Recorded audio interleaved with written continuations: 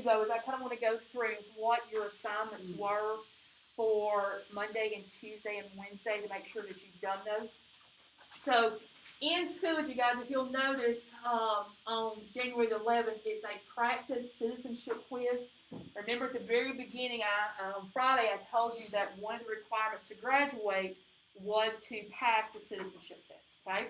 So this is the practice test that I give every year, very first day of government, and I do that for two reasons. Number one, I want you to see kind of what the wording, how they word the questions. But number two, I also wanted you to see how easy some of the questions are, to kind of put your mind at ease that this will be an easy test. Now, I did have someone, second period, say, I don't understand what a cabinet is. Well, guys, by the time you get to the actual citizenship test, you're going to know what a cabinet is. And you're going to know some of those positions, okay? So, as I said, don't worry about that. If I worry, then you worry, okay? And I'm not worried about this, okay? So that was your first assignment.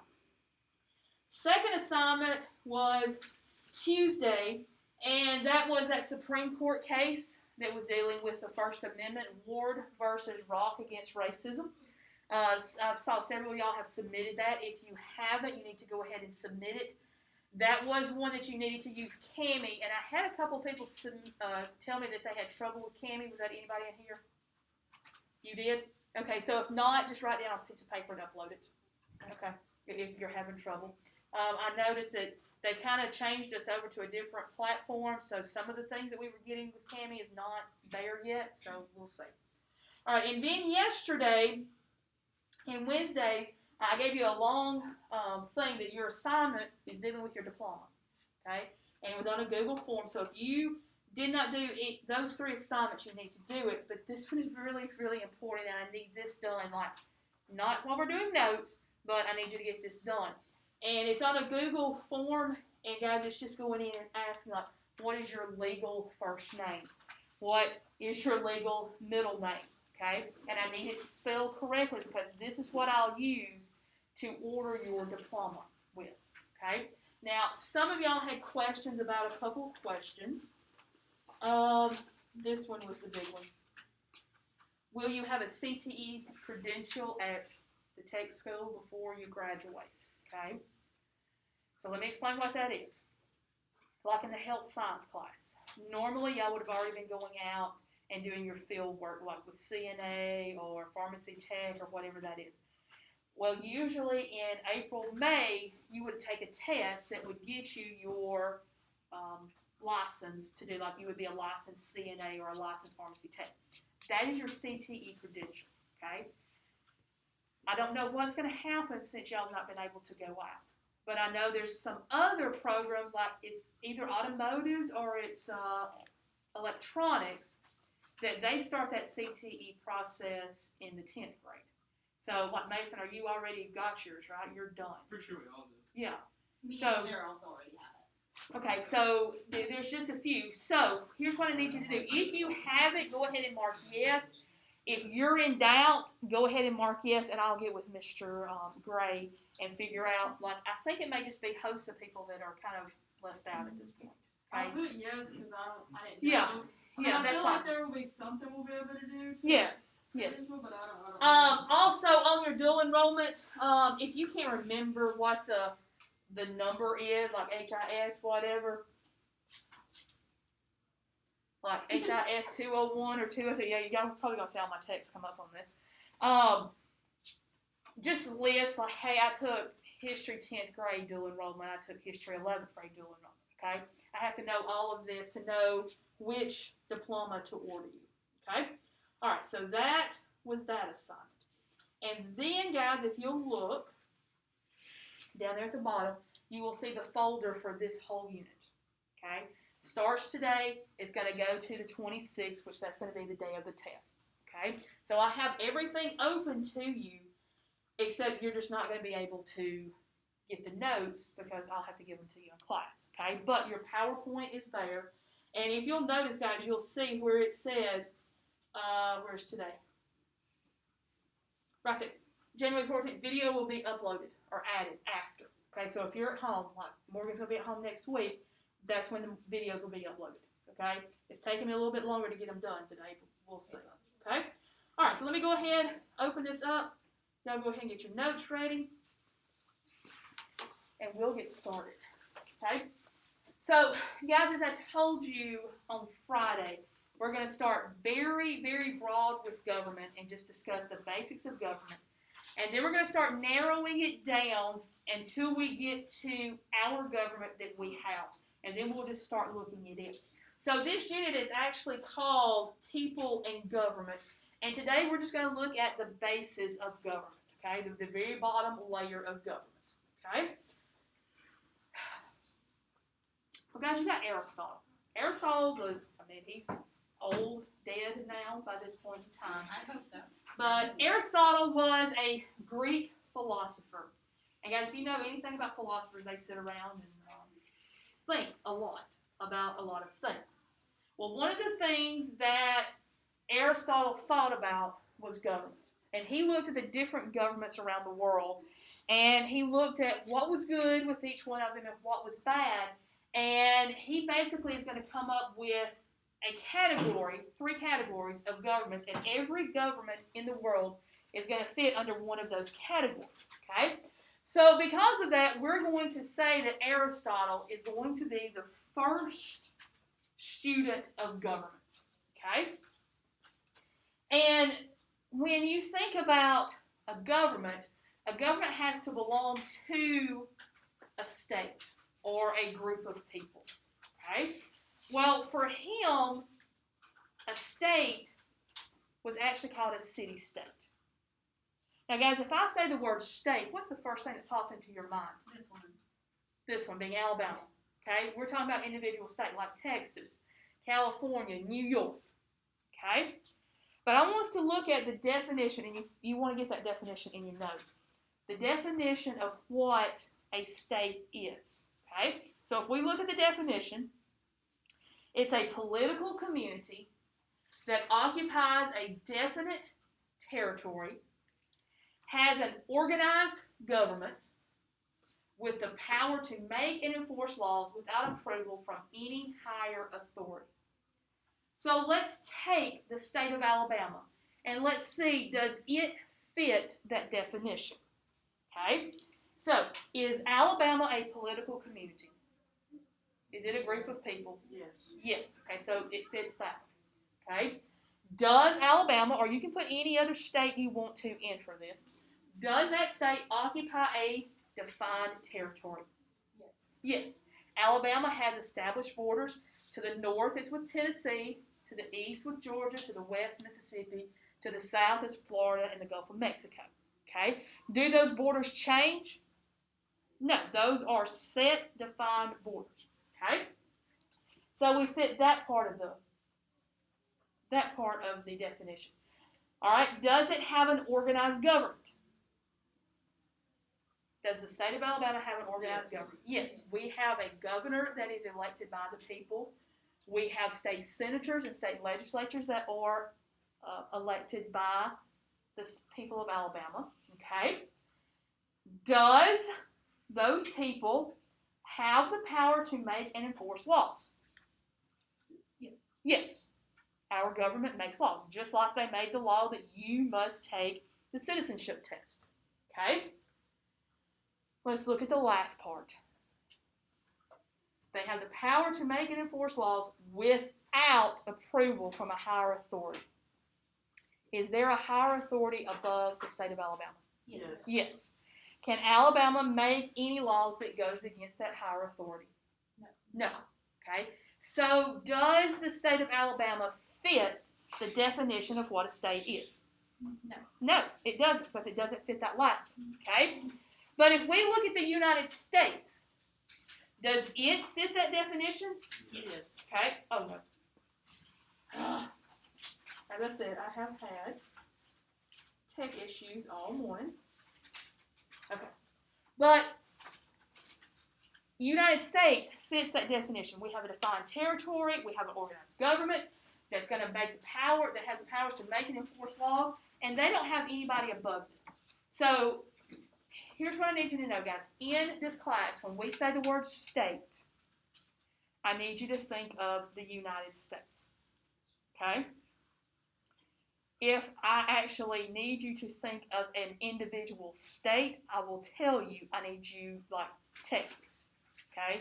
But if I just say state, we're thinking about the United States. Okay? All right, so let's look at that question that is under that one. This ancient Greek scholar was one of the first students of government. Your answer would be Aristotle. I'm going to go ahead and tell you guys, those questions, I would pay attention to those. They will become very handy come study guide time, and may even become handy on tests. Okay?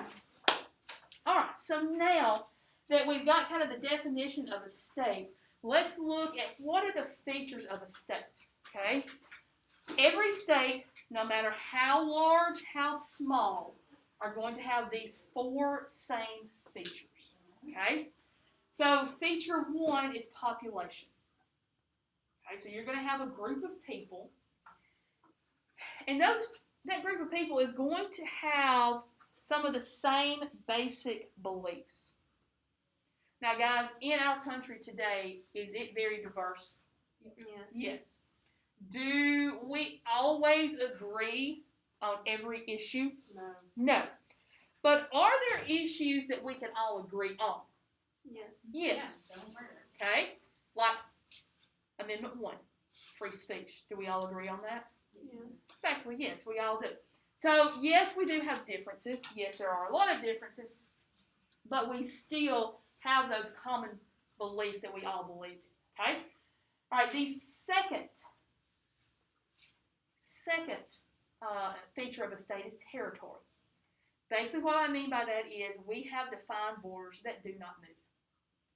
Now, if you go to Africa, especially in the center part of Africa, day by day, those borders move because there's so much struggle and war going on.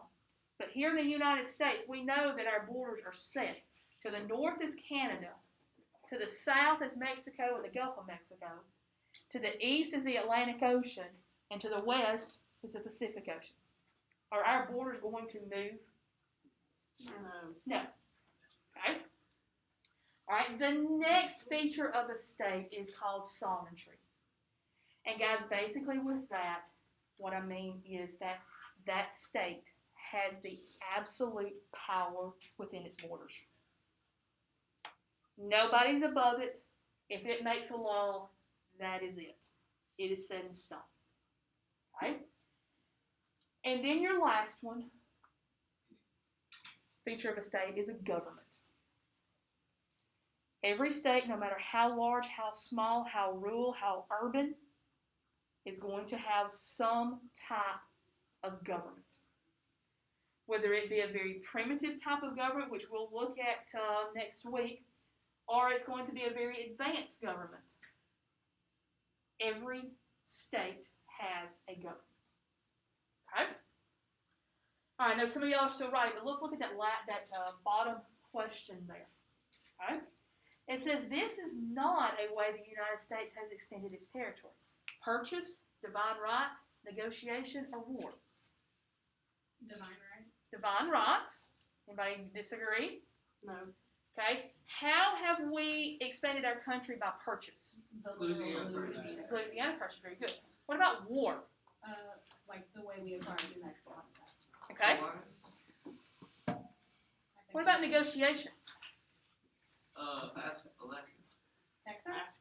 Alaska? That would be more like Hawaii.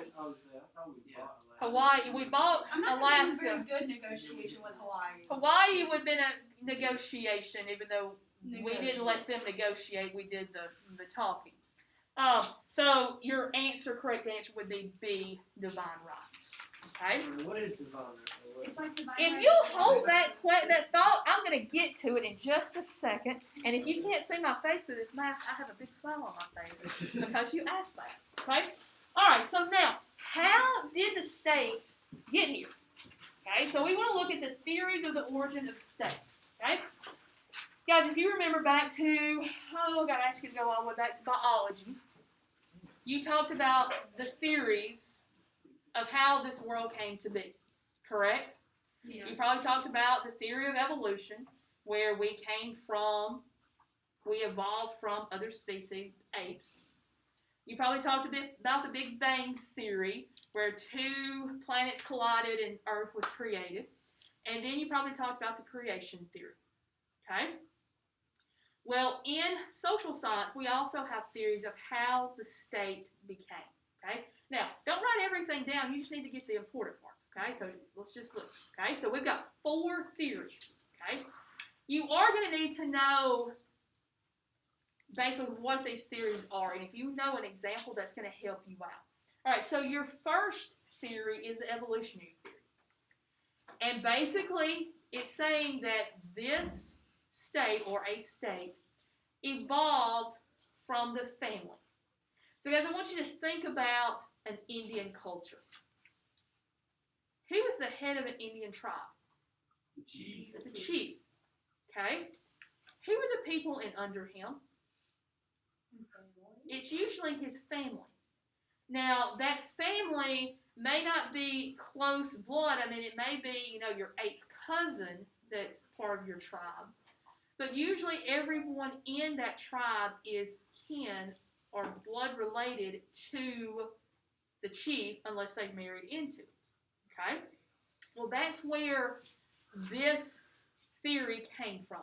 It's also going to come from the Old Testament in the Bible, that it's going to evolve from the family. Okay? So that's the first theory.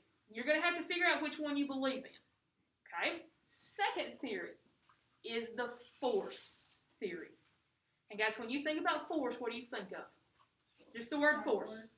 Power, strong. Well, guys, with this theory, people are forced to follow the leader. They have no choice.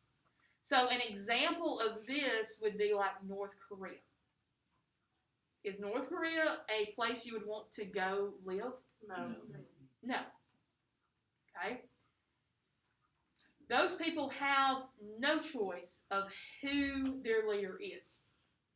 Since World War, basically the Korean War. You had a grandfather, then you had the son, now you have the grandson. Who's leading? And if you disagree with the leader, guess what happens? You cease to exist. Right after this last leader took over in Korea, Kim Jong-un, his uncle disagreed with him. His uncle disappeared.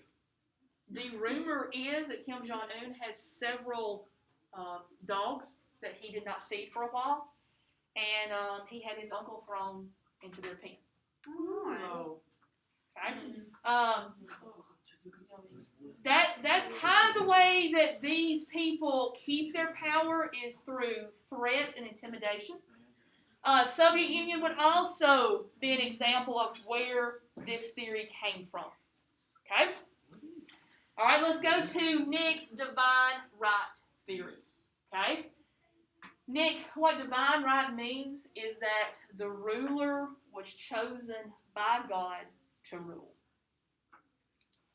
Okay? Now, y'all have actually had lessons on this. If you remember back to when I had you in ninth grade, and we were talking about before the Glorious Revolution in England, you had James I and his son was named Charles. They both believed in the divine right of kings, which basically meant they got to rule without asking permission from anyone because God had given them that right.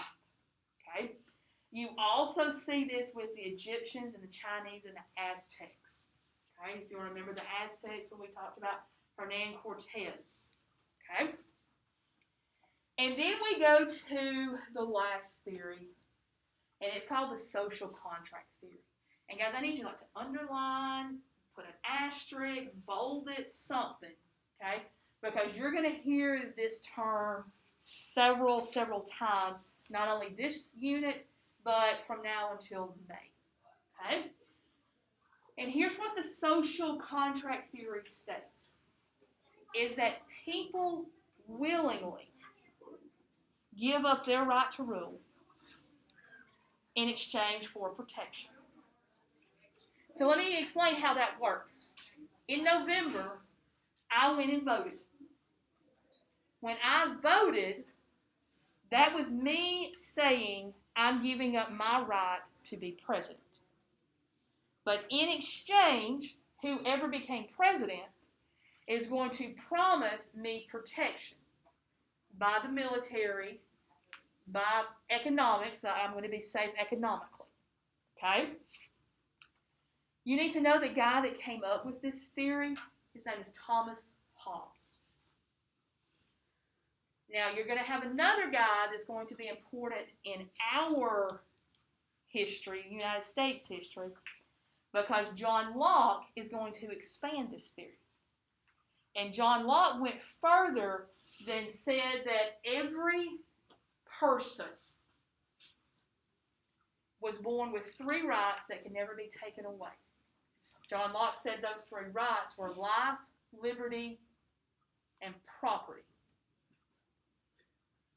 Now, guys, a couple of weeks when we look at the Declaration of Independence, you're going to see that listed, except it's not going to say life, liberty, and property. What is it going to say? Like liberty and pursuit of happiness. Life, liberty, and pursuit of happiness. Okay? And it says all men were created equal with those 3 things. Guys, John Locke is going to be very, very important to us as a nation because a lot of his writings is what our documents are based on. Okay? Alright, so in a minute I want you to go through and y'all can match up on that question of what theory goes with what. Now let's go to the bottom part. Okay, the last part. And the last part is, what is it? The purpose of government. Okay? It doesn't matter what the type of government it is, whether it's a democracy like we have here in the United States, or it's a forced government like is there in North Korea. All governments have the same 4 purposes. Okay? I'll come back to this slide in just a minute, guys. So let's go on down to that bottom part. Okay? So let's look at the 4 purposes of government. Okay? First purpose is to maintain social order. Guys, last Wednesday proved that our government maintains social order. When they stormed the Capitol, yes, we did have some people killed. But could you imagine if that had happened in North Korea, what would have happened? Everyone there would have been killed. In China, and I think it was in 1989 in Tiananmen Square, you have people, young people, your age and a little older, protesting the government. The government ran over them with tanks. Okay? So, our government maintained social order. Yes, we did have some people killed, but order was restored. Okay? Alright, second thing of the government, purpose of the government, is going to be to provide public services. Now, guys, we always get into this debate later on in this class of, does the United States offer enough services? Well, if I need to go somewhere here in Double Springs and I don't have a car, is there public transportation here? Matt's bus. No. There's really not public transportation. We got an app. Okay? Yeah, we did have that. But we do have government services here. If I go to Gateway and I buy a pack of hamburger meat, there's going to be a stamp. And it's going to say what on it? USDA, FDA, something on there. That means that the government has inspected not only Gateway's meat market, but wherever they get their meat from. Guys, if you'll think back to your 11th grade history class, probably Mr. Baker or whoever you had talked about Upton Sinclair. He wrote a book called The Jungle. That was based on him going in and observing the conditions in a meat packing plant. Basically, if the side of beef fell on the floor, they picked it up and continued. Didn't wash it off, didn't do anything to it. Okay? So just think what's on the bottom of your shoes getting on your food. Okay? Also, he noticed rats running around, and if they fell into the meat grinder with the beef that was making ground beef, they got ground up too. Okay? But since he wrote that book and our government stepped up, now all these places are inspected. Just like our lunchroom here is inspected by the health department. You go to Jack's, they're going to have a food rating. That came from the health department. Okay? My only gripe is I wish they would put it at the drive-thru so you can see before you order what their rating is. Okay? All right. Third purpose of a government is to provide a national security and a common defense. Guys, that's our Army. That's them protecting us. That's also dealing with other countries. Okay? And then our fourth purpose of a government is to provide and control the economic system. Okay? They're just going to make sure that our economy is going good, and if it's not, they're going to put some things in place to help it. Okay? Questions?